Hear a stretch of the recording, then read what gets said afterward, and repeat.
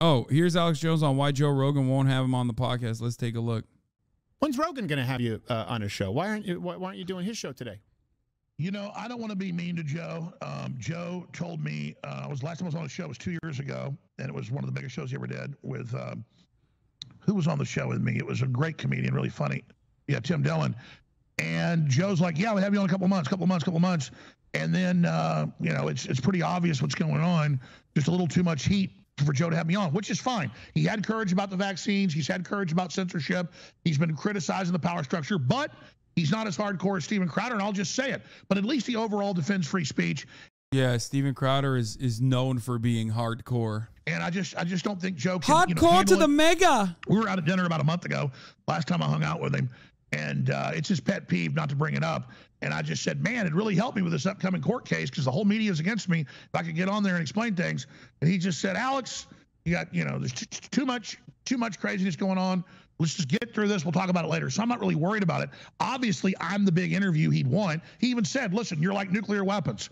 It's a big deal to have you on, but I'm not worried about it. It's really a question for Joe.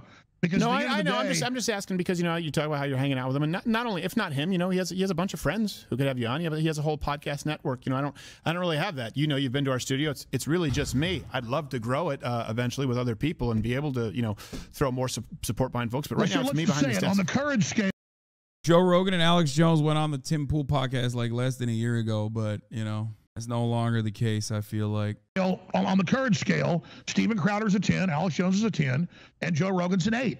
And I'll take an 8 all day over our enemies that are at a 0. Of course. And so I'm nothing but thankful to Joe for all the heat he's taken having me on. Right. And so I totally understand it. And you know what? I don't want to give out any inside baseball here, but I'm just going to leave it at this. I'll tell you off air if you want, but it's private.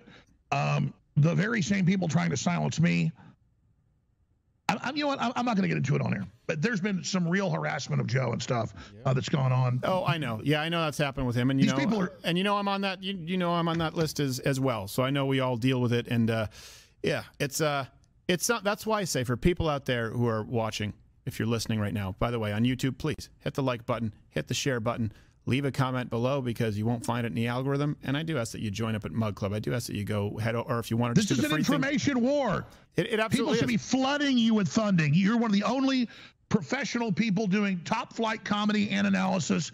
I mean, it's better than the production on like these late shows that have giant budgets, 20 times your budget. People should flood you with support and, more importantly, word of mouth, because I know that's the real currency we all want, is to override the censors and to win the info war. So absolutely, everybody should support Steven Crowder, who's got the 500-pound testicles.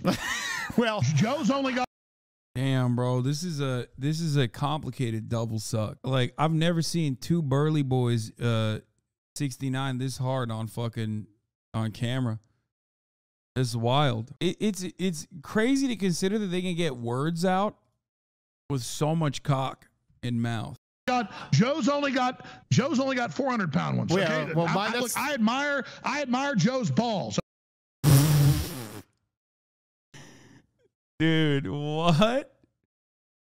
I admire Joe's balls. I want to fondle them. I want to gargle them, but he won't let me gargle them on camera like you are, Steven. Big fan of your balls, though. Very smooth. I like it. I like how smooth your ball sack is. I like how hairless it is. It's obvious to me that you're a man who manscapes. Okay, but Steven, yours are bigger, and even more juicy. Well, gosh, you did say you've been drinking too much, and part of that has to do with the fact that I have the under the cabinet microwave. I've learned my lesson. All right, hey, Alex. No. I made a gay joke, so it goes viral, Steven. It's funny. Yeah, and you said you have to recharge your batteries. Alex Jones is a robotic homosexual. All right, look. Alex Jones talks about Steven Crowder's juicy balls.